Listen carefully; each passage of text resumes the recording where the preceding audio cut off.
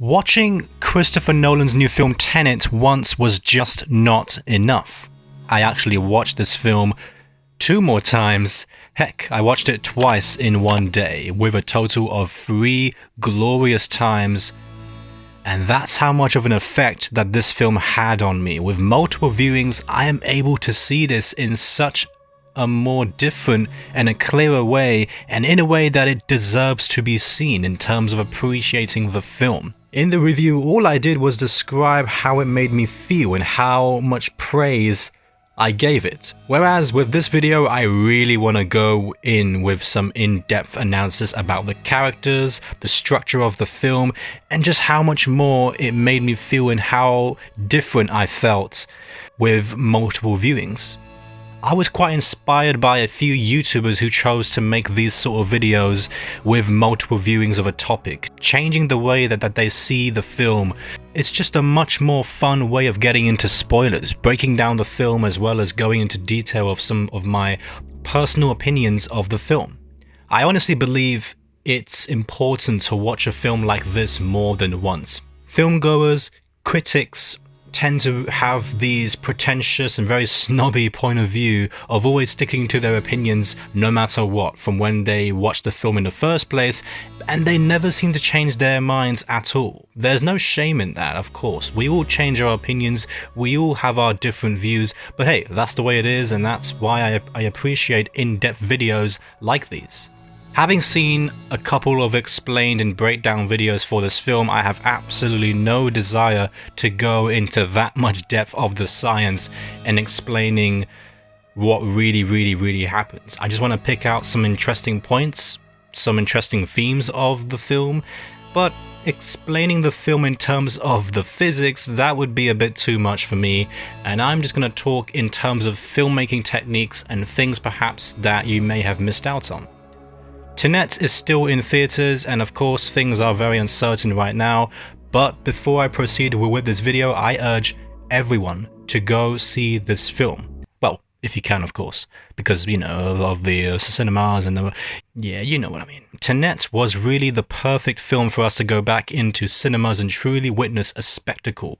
Nolan has made such a unique, high-concept action thriller that excited me so much, even if I was wondering half the time what on earth was going on. I'm just going to start by stating that Nolan is and always will be one of my favorite directors of all time. There is not a single film of his that I don't love, and all his films have been very well acclaimed, but Tenet has been quite polarizing by some people.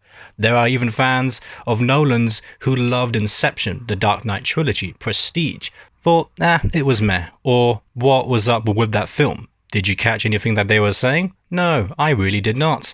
Why did I not care about the characters? This is my analysis style of a video as to why multiple viewings are required for a film like Tenet.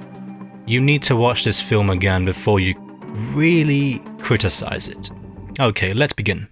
I could easily confuse the hell out of everyone watching this film and just completely skip to what happens at the end of this film, but this film was confusing enough, so I won't do that. Before I begin, there were a few things that weren't really explained in the film in which I thought would be worth covering. It makes sense to think that time travel in this film works in terms of a closed loop theory, meaning that everything that happens in the past has actually already happened. Time loop. Time is immutable. There are no alternative timelines. You can change it because you already traveled back before. That's why I really love films like this. It can lead to such a clever style of storytelling and great brain exercises for the viewers. And now it really is incredible to see Nolan attempt this and try it in his own way, of course, in his own unique, fresh way. Because it's incredible to see such influence from great films like 12 Monkeys, Harry Potter and the Prisoner of Azkaban, the best Harry Potter film, I don't care, fight me! There is an overlapping theme in Nolan's films. Time. You're probably wondering what a perfect soundtrack for the background of this video. Yes, it's pretty self-explanatory. Time is never a linear. I can't say the word linear. Oh god. Time is never linear in a classical sense. He tells a story by breaking up the timeline rather than going by order. Inception focuses on bending time while being asleep, accessing your subconscious, going in, attain the memory, and get out, essentially being a heist of a film. Time can feel endless, especially when you get stuck somewhere you don't want to be. That brings me to Interstellar. Time is relative, again with two timelines running completely parallel. One place you feel that you've stayed for only 10 minutes, whereas in the other place you feel like you've been there for 10 years. It can feel isolated, but the one thing that unites those two people in the two places is love. The Batman trilogy, it shows how it takes time to build a legacy. The time that Bruce Wayne lost his parents, it made him determined to make sure that other people in Gotham City don't have to feel that way. Dunkirk is extremely intense of an epic war thriller in which time is running out. Perhaps I will make another analysis video on this very topic of Nolan's fascination with time. But anyways, Nolan's new film Tenet is to do with time inversion. Time can run backwards, people and objects can be inverted, causing very confusing scenes, such as catching bullets back into a gun, while an inverted person in the film can move backwards through time, while the rest of the world is running forwards. And so, with this style of filmmaking, it gave some really entertaining but deep concentration on potential hidden exposition throughout Tenet. This technique has been used by most filmmakers, Fincher, Tarantino, Nolan himself, but never before like this with the idea of inversion.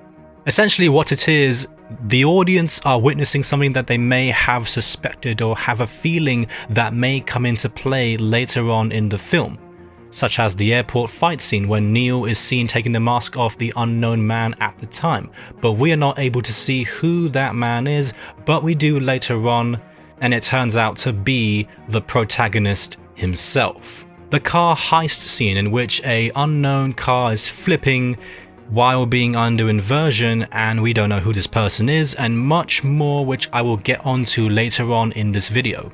He took all these techniques to a mind-bending place, and here he does it again in Tenet, but this time in such an extreme way that the audience don't even realize or understand what happened. We're not able to realize what a genius this filmmaker really is, because at that time watching that film we're so stuck in with the film that we have no time to think for ourselves. That's what Nolan does better than anybody else. The main point as to why I am bringing all these techniques that Nolan uses is because I have seen all these films at least twice, and more than 80% of the time watching these films I picked up on these techniques and only appreciated them at my second or third viewing, which is exactly what I did with this film too. If you saw my review, I absolutely love Tenet. I thought it was jaw-droppingly complex and the most ambitious project Nolan has ever worked on. But there are things about the film in which I have changed my mind on, developed more of an idea for, appreciated the complexity even more. So I said that it wasn't his best work and that I had two main problems, which were sound mixing, much like everyone else, and lack of character depth. After watching this film 3 incredible times, I feel so stupid for saying these things before. It was then I realized watching a film like Tenet more than once is extremely crucial. I mean, come on, creativity is the heart of filmmaking, and after enjoying watching Tenet for a consecutive third time, watching it twice on the same day with only an hour and a half of a break in between, I immediately changed my mind and was confident enough to say that this is one of Nolan's greatest achievements as a filmmaker, and it exceeded my expectations. It is the heart of Nolan, and this film will stand the test of time, and I guarantee and promise it will later be more appreciated in the future. Nolan doesn't really force you to watch the film again. In my experience, I did out of curiosity. After watching the film and talking to a bunch of my friends, discussing the film together, the one thing I was very curious about was the backpack of the unknown man with the red strap on at the back, the airport scene, and wondering if Nolan ever actually included those two unknown men moving backwards in terms of inversion when we saw that scene the first time. It was all out of wonder and excitement to think if I would catch more things that I hadn't noticed before. This then completed the whole viewing for me. It felt like I was the protagonist of watching a film like this. Just like the film, you need to invert yourself back into the cinema in order to understand. Luckily for me, I watched the film when this time there were subtitles. I was in heaven. I was so excited. The film immediately became marvelous after realizing this, and no matter how many times I will watch this film, sound mixing will always be the only flaw in my mind. However, for me at least, it most definitely is a flaw that I can easily overlook because it never once took me out of the film. Think about it, you're watching a filmmaker's work, their passion project, without understanding many of the scenes and dialogues from the characters. I mean, yeah, that's a problem, but why did it not bother me that much when watching it for the first or even the third time when there weren't any subtitles? Because Nolan is that good. Nobody does it like Nolan. I had point of views for the first 2 times that I watched this film. The first time I watched the film in the protagonist's point of view, whereas the second time I watched with Neil's point of view. In terms of structure, it may be the most obvious thing to point out, but Nolan's way of cutting from one sequence to another, from setting to another setting, even from character to another character, it all seems so sudden, but based on the film's concept, its complicated plot and spy genre, it's perfect the way Nolan has crafted it. It gives me a great chance to really pick out some important things from the film, such as the sequence that really kept me going. Let's discuss that first scene. My god, who else had that Dark Knight theme in their mind? I know it was not just me. It's not a Nolan film unless you hear that loud boom.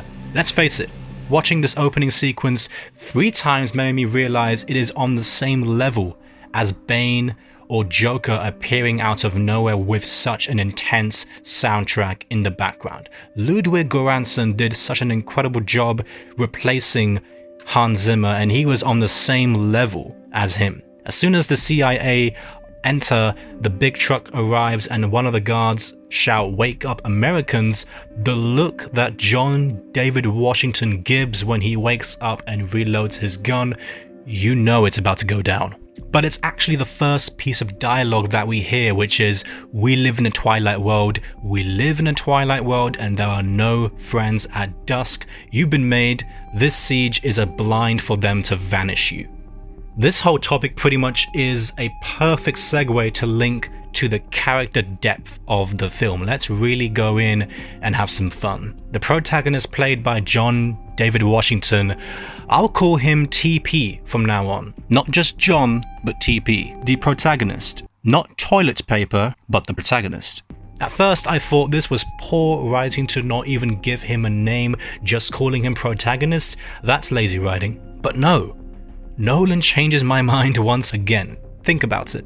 Calling the main character as the protagonist is so much more compelling than actually giving him a name. Believe me, this is not me trying to give excuses for Nolan's flaws, because I really don't think that it is. There is a reason as to why we don't actually know his name, because we don't really need to. What is the point? What we do know is TP is a member of the Spec Ops operation, and in the eyes of the public he is pronounced and seen to be dead. After being captured by the Russian mercenaries, he endures torture and consumes a cyanide pill.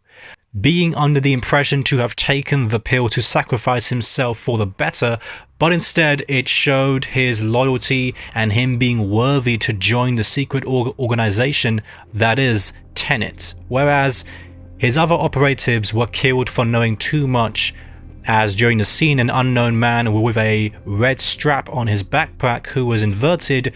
The dialogue, "We live in a twilight world," wait, hold on. The twilight world. Twilight. Robert Pattinson. I got it. I cracked the code. Obviously this is a secret code of some sort. It's used in the prologue scene where TP isn't in Tenet yet. He is talking to his colleague who has been made. It's only logical in a scenario like this, full of military and on the brink of World War III, there is no point of sharing your identity with anyone, hence why no one actually knows his name. Now you're probably wondering why we know Neil's name. Well, that plays into the end with an explanation. They both had a long friendship before all of this, and this was all in Neil's past and still yet to come for the protagonist, which is why when he says, "I'll see you at the beginning, my friend," it was heart-wrenching to watch. I'm not crying. No, you're crying. No, it's not me. Now, I'll be honest, I put character depth above story in a film, and I always have.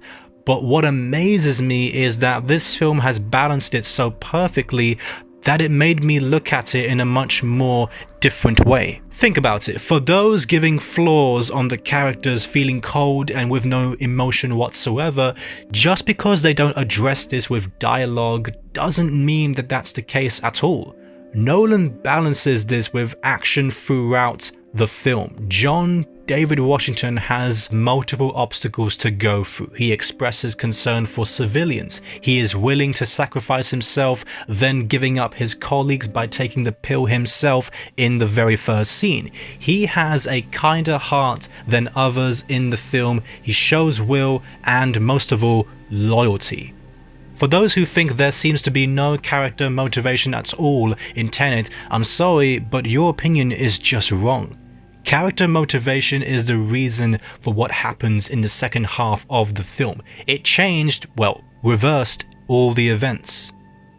When Kat is shot with an inverted round by Sator, TP makes a defining choice to go with inversion. It felt like playing Uno with Nolan. He just aggressively slams his card down on the table with a reverse move. I did not see that coming at all.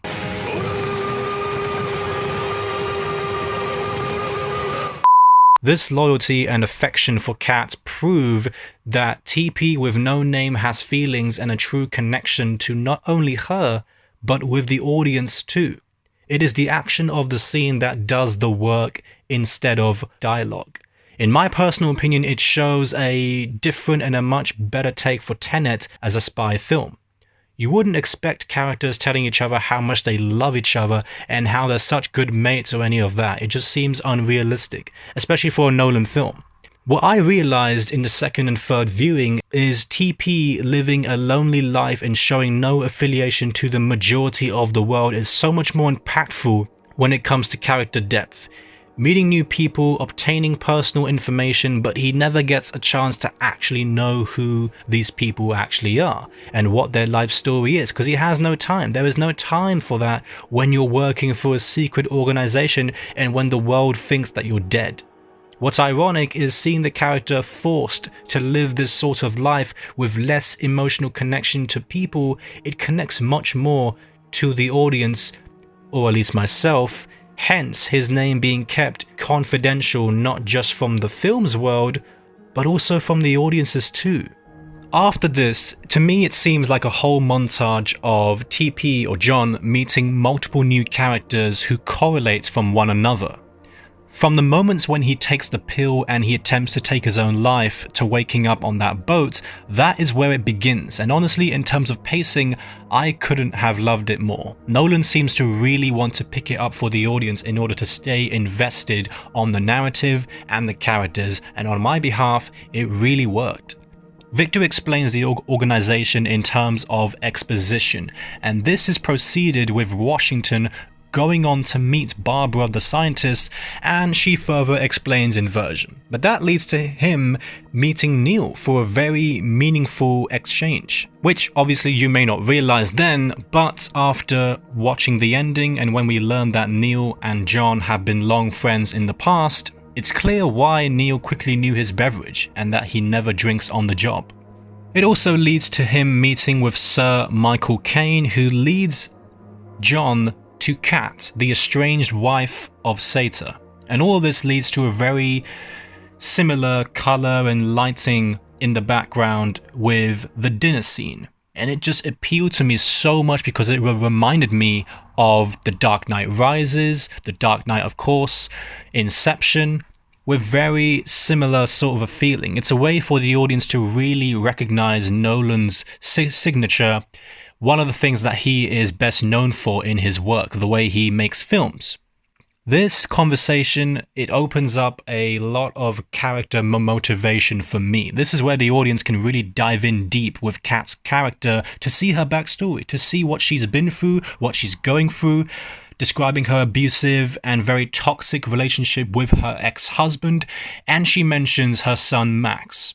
While Kat is telling him the story of the last time that Sator was the happiest day in Vietnam, it made a big deal for Kat to not see her son anymore. And all of this is what leads to TP getting involved in the big kitchen brawl scene with the guards. And let me tell you something, this literally felt hard hitting in the best way possible. I haven't felt like this since watching Mission Impossible 6 Fallout with Henry Cavill and Tom Cruise. The choreography is just astounding, and this, I can say the same exact thing in this scene as well. It was incredible. What Nolan manages to do is give a reason as to why John is doing and going through what he is.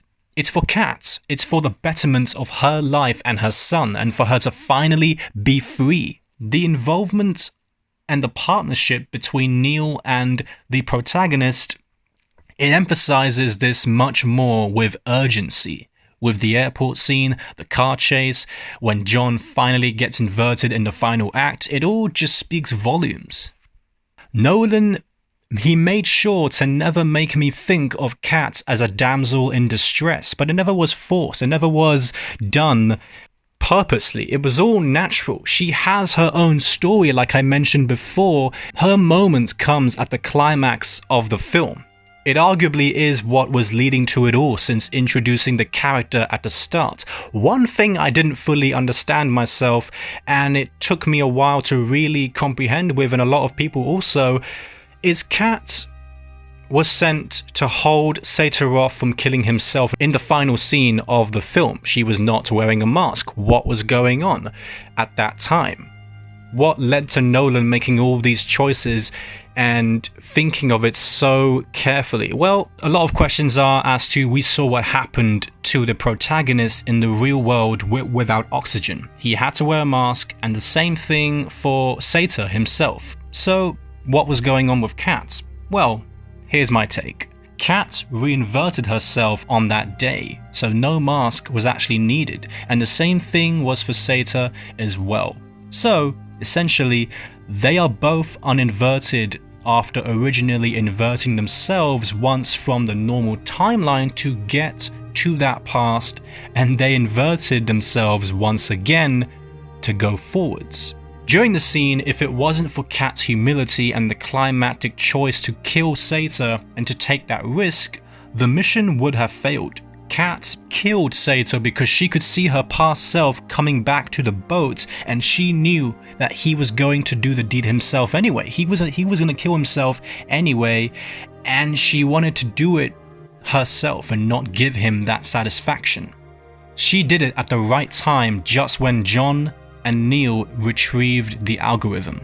And right here lied another perfect hidden exposition scene. If you take your mind back to when Kat held a gun over Sator, you can see in her eyes that she is so afraid of the consequences. She's helpless, she's scared, and she wanted Sator dead multiple times because she was unhappy with him manhandling her life in his own way, keeping their son away from her, but she just could not pull the trigger, so she let Sator physically abuse her and have things done his way. And over here, it's completely the opposite. Kat shows no remorse, she is not afraid, she has no fear, she does the deed and has been holding back this until now. She had enough, and she finally did things her way. Nolan once again built this up throughout the entire film, from the dinner scene when she first talks about this tough relationship, mentioning how she wishes to be free from it all, and glancing at an unknown woman jumping off the boat and into the ocean. Well, As you see, we finally see that she was the one that jumped off that boat and into the ocean. She finally got what she wanted, and from then she has to live in the shadows of the original cat until that original cat experiences all of those events and goes back to shooting Sator. She has to be hidden, because then it would be too risky and she would probably have to be compromised. When the original cat inverts herself to go back in time, the second cat in the end who kills Sator takes her place, and when she leaves, she can live her normal life as the original cat. Yeah, this is so confusing. Overall, that is it from me. Watching a film like this multiple times was worth it in every single way, I promise you. I got to see it in such a different way with each viewing, although there are things that I still may not understand because Nolan has made this film with multiple layers within layers within layers that it will probably take me 3, 4, 5 more viewings to really get a hold of it. But we live in an age where there are only remakes, prequels, sequels, and majority superhero films, and there is nothing against those films, of course. I love all films, but when something truly unique arrives there that has never been done before, certain film goers would go out of their way to claim that it's too confusing and never really give it another chance. That's why I made this video, and I believe it's a blessing to have films like this and to truly see a filmmaker's vision. It's rare nowadays. It's honestly one of the biggest differences between films like in the MCU and the Dark Knight trilogy. Although I love both, Nolan is just something else entirely. The bottom line is, if you truly appreciate filmmaking and that original vision that a filmmaker will have and has been spending time on for multiple decades, Tenet perfectly does that for you. It offers you that brand new insight while also being extremely entertaining. Definitely seek this out, guys, when it comes on Blu-ray. You don't want to miss it. Thank you so much for watching this video. Comment below your thoughts about what you think and what your experience was when watching this film. Subscribe if you're new, and I'll see you very soon. Thank you very much.